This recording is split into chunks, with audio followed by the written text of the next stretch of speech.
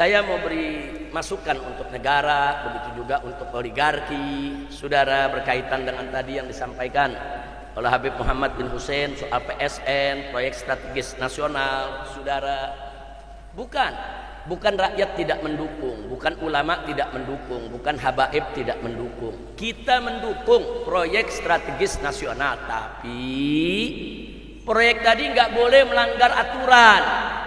Jangan nubruk aturan, jangan menindas rakyat, jangan merampas tanah rakyat, nggak boleh, haram. Silakan bikin proyek strategis nasional, ayo diskusikan, diskusi dengan DPR, diskusi juga dengan ormas-ormas yang ada di Indonesia, diskusi dengan para tokoh, cari masukannya, mana yang pantas untuk dijadikan proyek nasional, mana yang nggak pantas dijadikan proyek strategi nasional, saudara. Proyek strategi nasional itu kucuran dananya bukan sedikit. Nah, belum lagi yang korupsi, saudara. Nah, jadi sekali lagi, bukan kita tidak mendukung PSN, kita dukung, tapi ikut aturan. Nah, kalau nggak ikut aturan, saudara, ya kita lawan.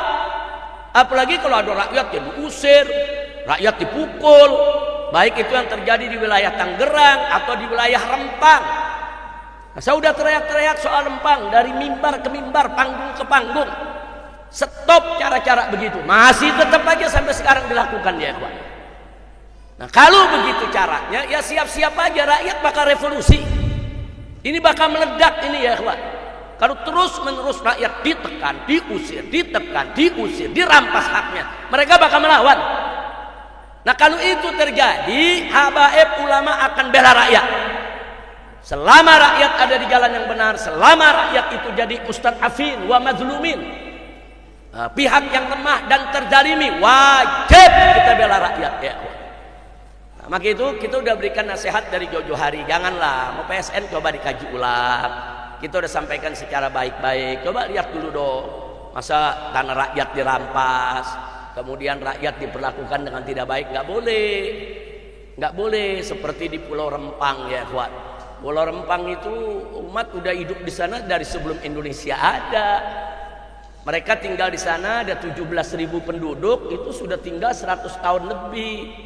Kalau 100 tahun lebih kan berarti sebelum Indonesia lahir. Indonesia kan lahir tanggal 17 Agustus 1945. Mereka udah kakek moyang mereka udah ratusan tahun tinggal di sana. Nah, tahu-tahu sekarang mereka dituduh penghuni liar, nggak punya sertifikat. Orang dulu nggak ada ngurus sertifikat. Kadang-kadang girik aja nggak punya. Tahu-tahu datang pengusaha punya sertifikat. Dari mana tuh sertifikat?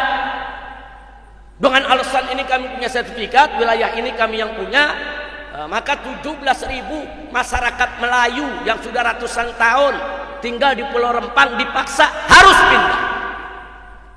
Ini nggak betul, lagi-lagi oligarki yang terlibat, saudara. Nah, jadi kita kasih tahu kepada para oligarki, jangan sombong lah, jangan mentang-mentang kaya raya, punya duit, bisa beli pejabat kanan kiri, terus mau seenak-enaknya, jangan. Hati-hati. Saya pengalaman dulu di tahun 98, sebelum 98 begini nih, pada sombong, saudara, pada nggak tahu diri, akhirnya meledak, masyarakat ngamuk di mana-mana. Nah, kita nggak mau terulang lagi tahun 98. Saudara, kita ngalami betul 98 juga kita sudah nasihati, para konglomerat, jangan sombong, jangan semua usaha rakyat kecil diambili satu persatu oleh mereka.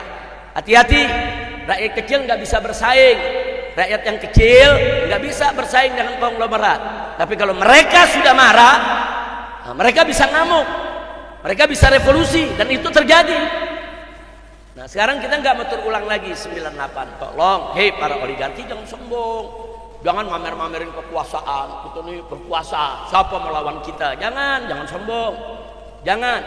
Saya termasuk yang protes. Apa tuh mau unjuk-unjukin patung naga segede-gedenya ya, kawan? Ada apa?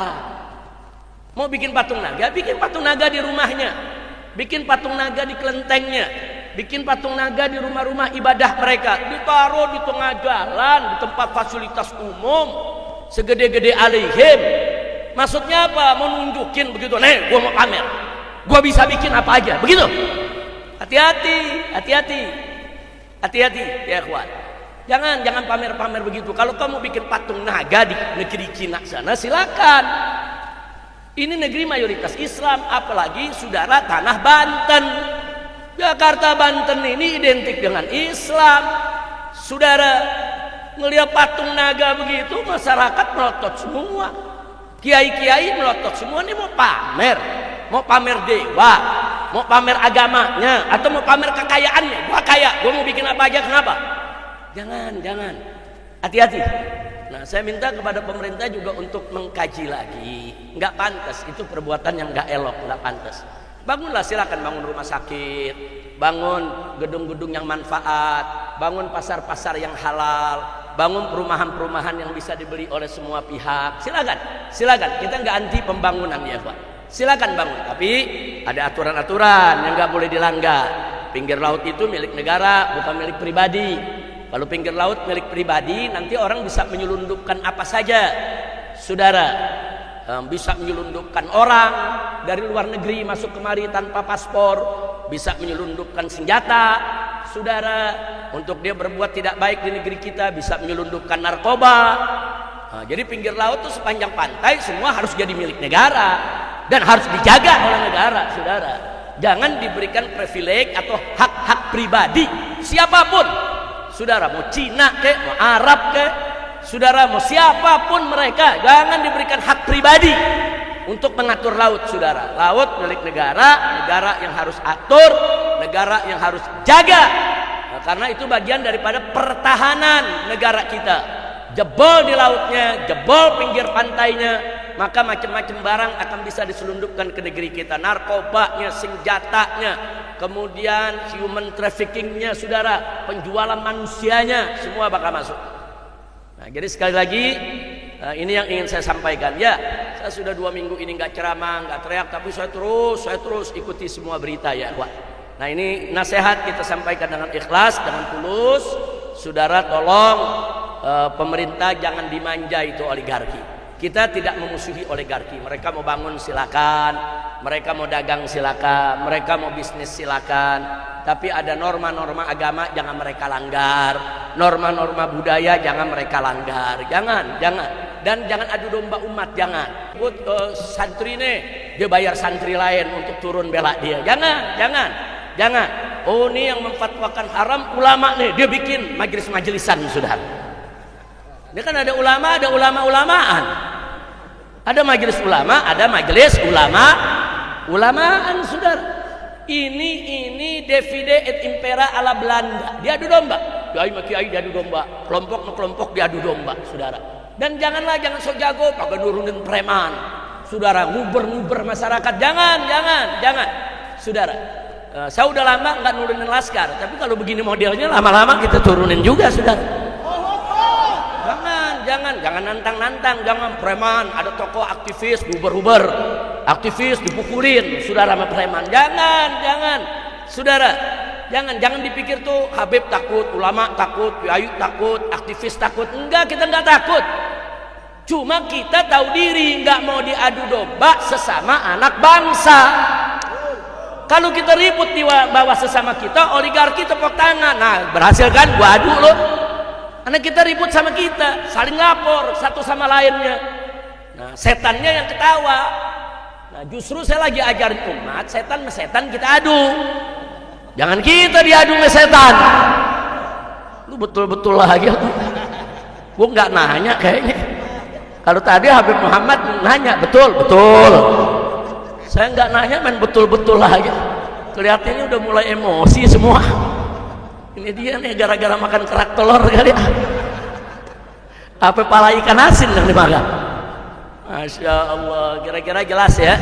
Nah, ini kita sampaikan nasihat. Saya sudah sampaikan ke atas, saya sudah sampaikan kanan kiri. Kan kita kan sebelum teriak di mimbar kita mesti sampaikan dulu ya, ikhwan. Kita sampaikan baik-baik, ini begini semua. Soal naga saya sudah sampaikan juga. Janganlah itu kalau dibuat di wilayah vihara mereka silakan, dibuat di tempat ibadah mereka silakan, dibuat di jalan, ditonton orang. Apalagi daerah Banten yang identik dengan daerah Islam ya ikhwan, jangan main-main. Jadi wajar kalau orang Banten ngamuk, saudara.